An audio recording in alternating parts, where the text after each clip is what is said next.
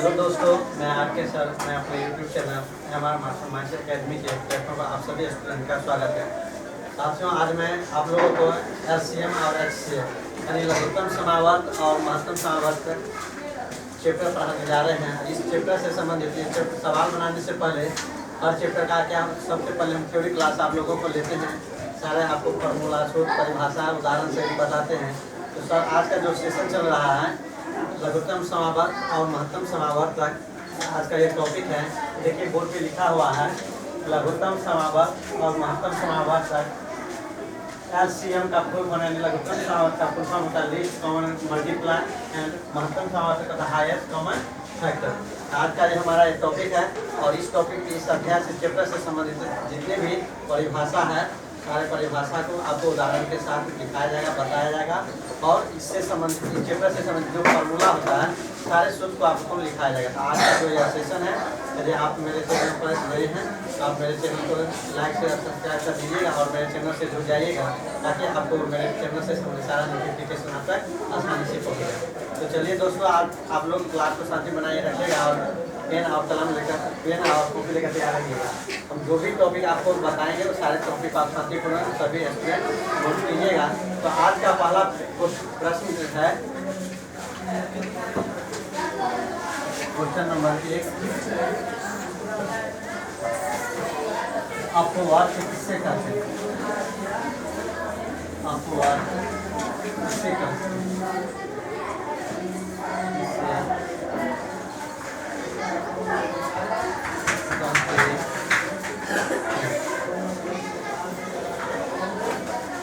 साथियों, अपवाद का मतलब होता है गुणज, यानी किसी भी संख्या का गुणज, यानी उसको छोटे छोटे टुकड़े में जो हम गुणज करके जो निकालते हैं और बड़ी संख्या की छोटी संख्या से बड़ी संख्या की ओर जाते हैं, वही उसका अपवाद यानी गुणज कहलाता है। इसका परिभाषा हम लिखेंगे। आप सभी क्वेश्चन नंबर 1 नोट कीजिएगा कि अपवाद किससे कहते हैं। इसका आंसर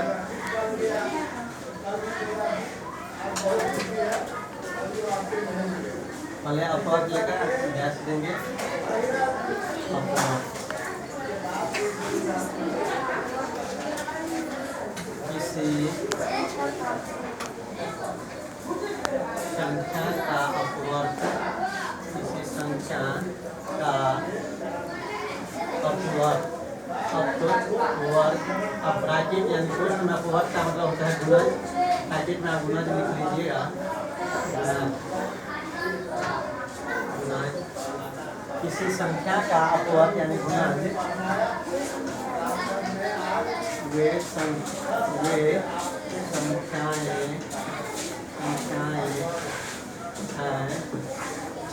हैं जो उस संख्या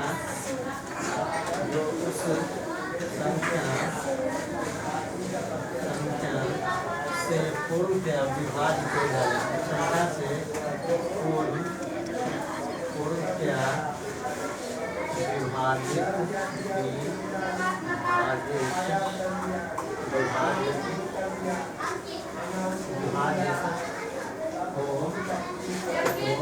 जाए।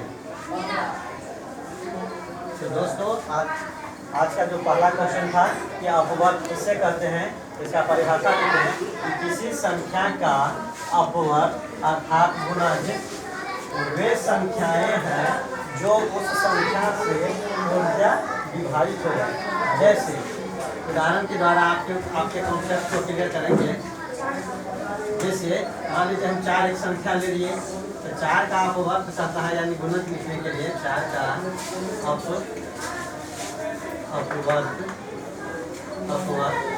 बराबर हो जाएगा 4, 8, 12, 16, 20, 24, 28, 32, 36, 40 etc। यानी 4 का अपवर्ग क्या हो गया, यानी अपवर्ग का क्या आपसे बताए हैं कि गुणज, यानी 4 का अपवर्ग कौन कौन संख्या हो गया। 4 4 का 8 का 12 4 16 4 20 4 24 4 28 4 40। ठीक है, इसी प्रकार दूसरा संख्या लेंगे 6।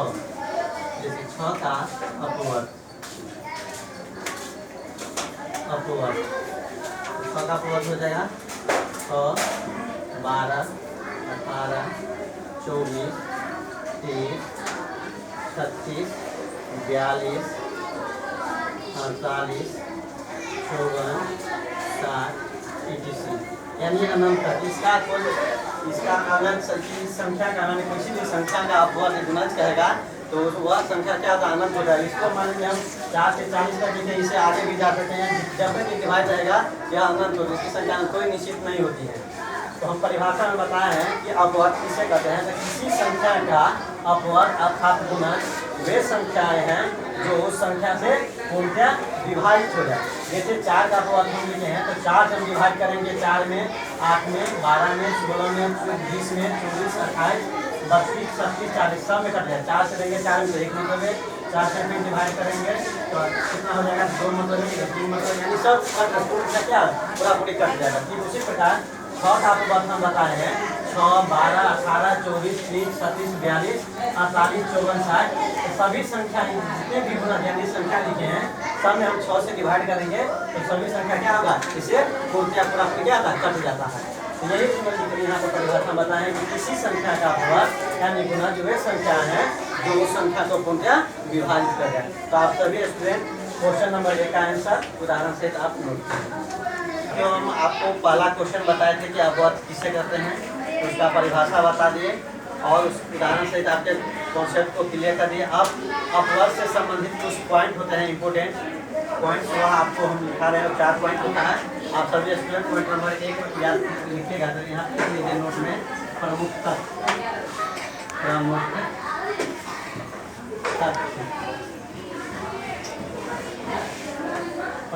यानी ये जो है मेन पॉइंट होगा, ये आपको याद करना है। तो पॉइंट नंबर 1 में लिखिएगा किसी संख्या का पहला अपवर्त किसी संख्या का पहला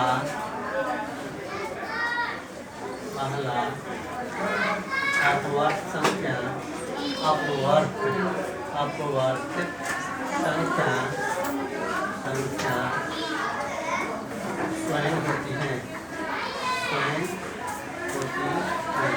किसी संख्या का पहला अपवर्त संख्या स्वयं होती है। ये पॉइंट नंबर 1 हो गया। तब इसको नोट कीजिए। पॉइंट नंबर 2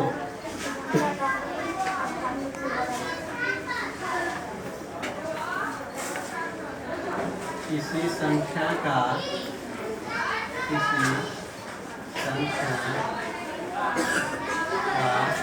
पहला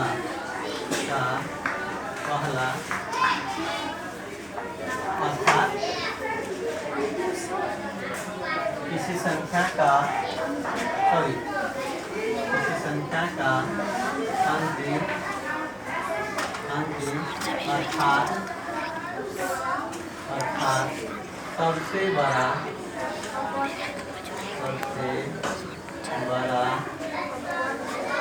अपवर्त किसी संख्या का अंतिम अर्थात सबसे बड़ा अपवर्त निकालना संभव नहीं है। निकालना संभव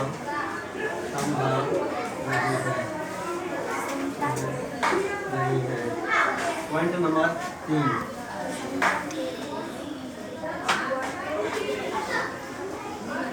किसी संख्या के अपवर्तों की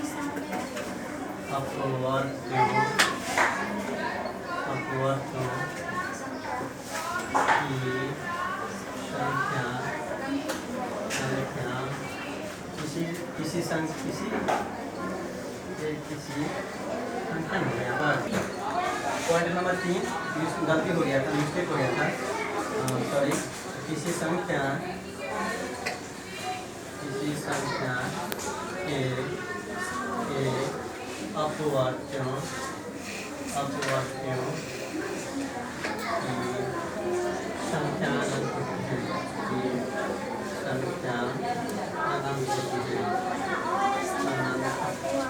अनंत होती है। पॉइंट नंबर 4 आप नोट कीजिएगा। किसी संख्या का अपवर्त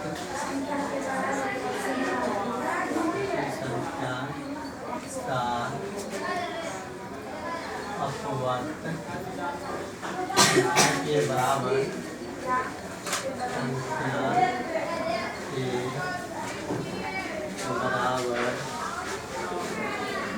बराबर या उससे बड़ा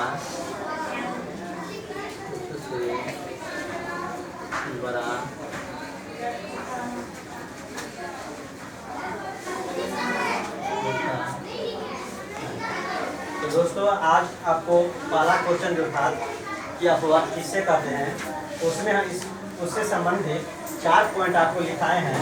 पॉइंट नंबर पहला है, देखिए क्या लिखा है, किसी संख्या का पहला अपवर्त संख्या स्वयं होती है। यानी किसी भी संख्या का हम गुणज, अपवर्त का मतलब क्या बताया कि गुणज, तो किसी भी संख्या का पहला जो अंक होगा वह संख्या स्वयं होगा। जैसे मान लीजिए हम 12 का करेंगे, 12 का अपवर्त लिखेंगे या गुणज, तो पहली संख्या क्या आ जाएगा स्वयं, यानी संख्या स्वयं आ गया। 13 का लिखेंगे तो 13, 14 का लिखेंगे 14, 15 का लिखेंगे, यानी किसी भी संख्या का अपवर्त कहेगा लिखने के यानी गुणज, तो सबसे वो तो पहला संख्या क्या होगा, वो संख्या स्वयं होगा।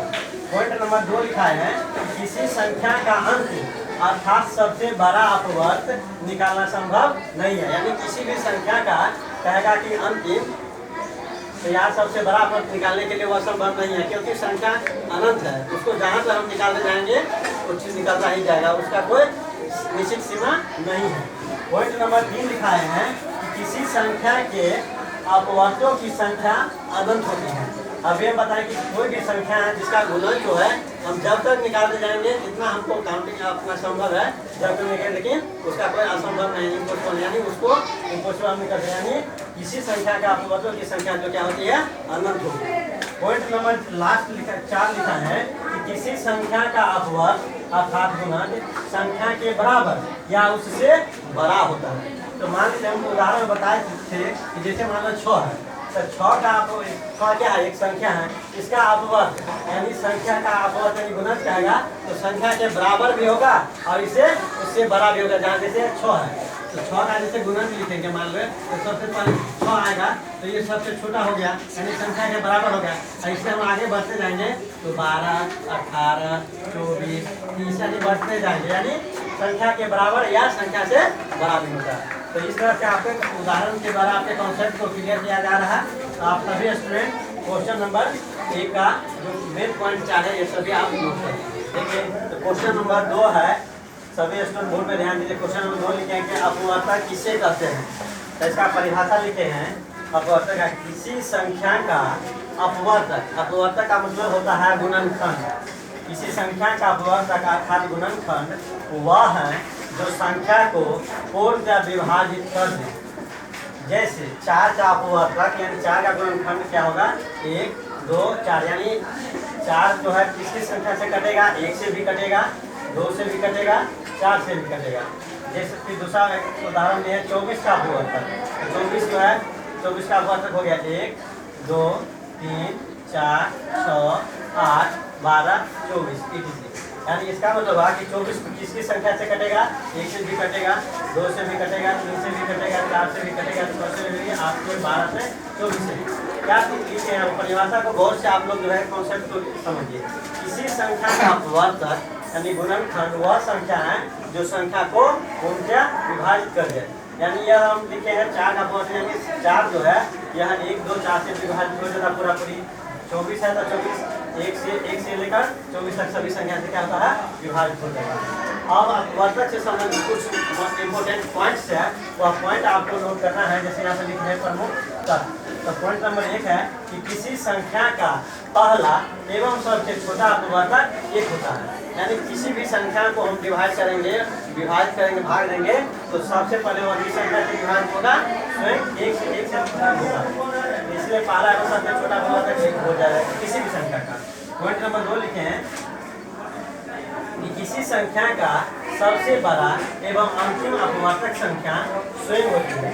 यानी कह रहा है कि कोई भी हम एक संख्या ले लिए तो तो संख्या का यदि सबसे बड़ा कहेगा तब और सबसे अंतिम कहेगा तो संख्या क्या होगा, स्वयं होगा। जैसे मान लीजिए जैसे 4 है, तो 4 का जो है सबसे बड़ा 4 हुआ और संख्या स्वयं है।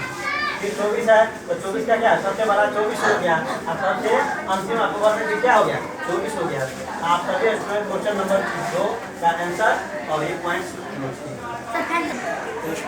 दोस्तों देखिए, तो क्वेश्चन नंबर 2 में 4 पॉइंट लिखा है, जिसमें 1 पॉइंट 1, 3 पॉइंट 2 पॉइंट बांटा जाता है। तो पॉइंट नंबर 3 लिखा है, बस लिखे हैं कि किसी संख्या के अपवर्तों की संख्या निश्चित होती है। यानी अपवर्त का मतलब होता है कि किसी संख्या का अपवर्तक होता क्या होता है, निश्चित होता है। पॉइंट नंबर 4 है, किसी संख्या का अपवर्तक संख्या से छोटा या बराबर होता है, या किसी भी संख्या का अपवर्तक निकालेंगे तो वह संख्या से छोटा या संख्या के बराबर होता है। प्रश्न नंबर 3 सभी स्टूडेंट नोट कीजिए। क्वेश्चन नंबर 3 है, समावर्त किससे कहते हैं, तो इसका परिभाषा लिखें। देखिए, समावर्त जो है वह 2 शब्दों से मिलकर बना है। देखिए यहाँ पर ब्रैकेट में लिखे हैं समजोड़ अपवर्त, यानी समजोड़ अपवर्त बराबर क्या आता है, समावर्त। तो इसका समावर्त का परिभाषा लिखे हैं कि 2 या 2 से अधिक संख्याओं के उभयनिष्ठ अपवर्त को समावर्त कहते हैं। जैसे 4 का अपवर्त, तो 4 का अपवर्त क्या हो गया, 4, 8, 12, 16, 20, 24, 28, 32, 36, 40, 54। फिर है 6 का अपवर्त, 6 का अपवर्त हो गया 6, 12, 18, 24, 30, 36, 42, 48। अब कह रहा है कि दोनों समावर्त यानी सम अपवर्त, यानी दोनों संख्या 4 का अपवर्त और 6 के अपवर्त में देखेंगे कौन कौन संख्या जो है सम है। तो इसमें देखिए 12 इसमें भी है और 12 इसमें भी है, 24 यहाँ पर भी है और 24 यहाँ पर भी है। उसके बाद 36 यहाँ है और 36 में भी है। तो यानी हो गया कि संख्या यहाँ पर लिखे, इसीलिए 4 और 6 का समावर्त क्या टोटल हो गया 12, 24 और 30। ये 4 और 6 का क्या हो गया, समावर्त हो गया। तो आप सभी स्टूडेंट क्वेश्चन नंबर 3 नोट कीजिएगा। तो देखिए क्वेश्चन नंबर 3 तक हम लोग सब लिख लिए चुके हैं। अब हम लोग क्वेश्चन नंबर 4 में आप सभी स्टूडेंट बोर्ड पे ध्यान दीजिएगा। क्वेश्चन नंबर 4 है कि समावर्तक किससे कहते हैं। तो देखिए इसका परिभाषा लिखे हैं, समावर्तक यह 2 शब्द से बना हुआ है, समजोड़ अपवर्तक बराबर क्या होता है, समावर्तक। इसका परिभाषा लिखे हैं कि 2 या 2 से अधिक संख्याओं के उभयनिष्ठ अपवर्तक को समावर्तक कहते हैं। जैसे 4 का अपवर्तक हो गया 1, 2, 4, 6 का अपवर्तक हो गया 1, 2, 3, 6। अब 4 और 6 का हमको क्या निकालना है, परिभाषा लिखे समावर्तक। यहाँ पर लिखे हैं कि इसीलिए 4 और 6 का समावर्तक, देखिए एक इसमें भी मिल उभयनिष्ठ है, एक यहाँ भी उभयनिष्ठ है, तो 1 हो गया। 2 यहाँ पर भी कॉमन है, 2 यहाँ पर भी कॉमन उभयनिष्ठ है, तो 2 हो गया। यानी 4 और 6 का समावर्तक कितना हो गया, 1 और 2। क्वेश्चन नंबर 5 है कि लघुत्तम समावर्त किसे कहते हैं। इसका परिभाषा लिखे हैं कि 2 या 2 से अधिक संख्याओं का लघुत्तम समावर्त वह छोटी से छोटी संख्या है जो दी गई प्रत्येक संख्या से पूर्णतः विभाजित हो। जैसे यहाँ पर लिखे हैं 4, 6, 8 का लघुत्तम समावर्तक बराबर कितना होता है, 24। यानी तो देखिए संख्या दिया हुआ है 4, 6, 8, इसका हमने एलसीएम यानी लघुत्तम समावर्त निकाले तो कितना आता है, तीनों संख्या का 24। यानी 24 जो है वह 6 से भी पूर्ण कट जाता है, पूरा पूरी 6 से भी कट जाता है, 4 से भी कटता है और 8 से भी कटता है। तो तीनों संख्या का लघुत्तम समावर्त हो गया 24। आप सभी स्टूडेंट क्वेश्चन नंबर 4 और 5 का आंसर नोट कीजिएगा। और यह जो सेशन है यह क्लास करके आप देखिएगा, जो भी स्टूडेंट चाहे वह 5 क्लास से 12th तक के लिए, उसके लिए भी बहुत यह महत्वपूर्ण यह सेशन है। और खासकर उन विद्यार्थी जो नवोदय विद्यालय के नवोदय स्कूल का तैयारी करते हैं, सैनिक स्कूल का करते हैं, नेटरहाट का करते हैं, उनके लिए यह तो बहुत ही, क्योंकि उसमें जो है संख्या पद्धति फर्स्ट चैप्टर और दूसरा चैप्टर होता है। ये आज का जो सेशन है लघुत्तम समावर्त और महत्तम यानी एलसीएम और एचसीएफ, इससे बहुत सारे क्वेश्चन आपको जो है पूछा जाता है। इसीलिए जो सैनिक स्कूल का तैयारी, नवोदय विद्यालय का स्कूल की तैयारी कर रहे हैं, उन सभी स्टूडेंट के लिए जो है वीडियो और यह सेशन बहुत ही जो है महत्वपूर्ण है, इसलिए आप जो है मेरे चैनल से जुड़ जाइएगा और चैनल को सब्सक्राइब किया, लाइक कर दीजिएगा। क्वेश्चन नंबर 6 नोट कर दिया कि महत्तम समावर्तक किसे कहते हैं। इसका परिभाषा है महत्तम समावर्तक दो या दो से अधिक संख्याओं का महत्तम समावर्तक वह बड़ी से बड़ी संख्या है जो दी गई प्रत्येक संख्या को विभाजित कर दे। जैसे तो उदाहरण के द्वारा आपको समझाएं कि जैसे 12 संख्या है 16 है, तो 12 16 का मतलब समावर्तक कितना होता है 4, यानी 4 से इसमें 900 देंगे, 12 में 4 से भी कट जाता है और 16 भी 4 से कट जाता है। तो क्या करेंगे प्रत्येक संख्या जब आप सभी क्वेश्चन नंबर। तो देखिए आज का जो सेशन था वह आज का जो टॉपिक था आप लोग का वह लघुत्तम समावर्त और महत्तम समावर्तक यानी least common multiply and highest common factor इससे संबंधित आज का जो थ्योरी क्लास रहा वह बहुत ही शानदार रहा है, जबरदस्त रहा है। इसलिए आप सभी स्टूडेंट जो है मेरे चैनल से जुड़ जाइएगा और लाइक शेयर सब्सक्राइब कर दीजिएगा। और देखिए लास्ट में सारा क्वेश्चन डिस्कशन करने के बाद लास्ट में कुछ फार्मूला इससे संबंधित फार्मूला आप लोग को बताए हैं। तो पहला है देखिए यहाँ पे लिखे हैं कि महत्वपूर्ण सूत्र यानी फार्मूला। तो नंबर 1 में दिए हैं यह है कि पहली संख्या गुने दूसरी संख्या बराबर होता है 900 गुने 900। एक फार्मूला नंबर 1 है। जब यह इस फार्मूला पर जब सवाल में आपको आप इसके बाद जो चैप्टर लेसन शुरू करेंगे तो आपको ये सारे सूत्र जो है आप तक करेगा। तो पहली संख्या गुने दूसरी संख्या बराबर क्या होता है 900 गुने 900। नंबर 2 दूसरा है कि दूसरी संख्या बराबर होता है 900 गुने 900 बटा पहली संख्या। यानी जब हमको 900 दिया रहेगा और पहली संख्या दिया रहेगा दूसरी संख्या का रहेगा निकालने के लिए, तो दूसरी संख्या का फॉर्मूला हम लोग लगाएंगे लागू करेंगे 900 गुने 900 बटा पहली संख्या। फॉर्मूला नंबर 3 है कि 900 जब दो संख्याओं का गुणनफल दिया रहेगा और 900 दिया रहेगा हमको कहेगा 900 निकालने के लिए, तो 900 बराबर जब एक फॉर्मूला लागू करेंगे तो 900 बराबर होगा 2 यानी दो संख्याओं का गुणनफल बटा 900। फॉर्मूला नंबर 4 है जब हमको दो संख्या का गुणनफल दिया रहेगा और 900 दिया रहेगा 900 कहेगा निकालने के लिए, तो 900 बराबर होता है दो संख्याओं का गुणनफल बटा 900। तो आज का सेशन यहीं पे आप लोगों का सेशन जो है समाप्त करेंगे और आप सभी स्टूडेंट को हार्दिक शुभकामना और बधाई हो। आप लोग बहुत शांतिप्रिय बात को इस सेशन का एंजॉय किए हैं मस्ती से। और आप सभी स्टूडेंट मेरे channel MR master math academy को लाइक शेयर और सब्सक्राइब कर दीजिएगा। जी धन्यवाद।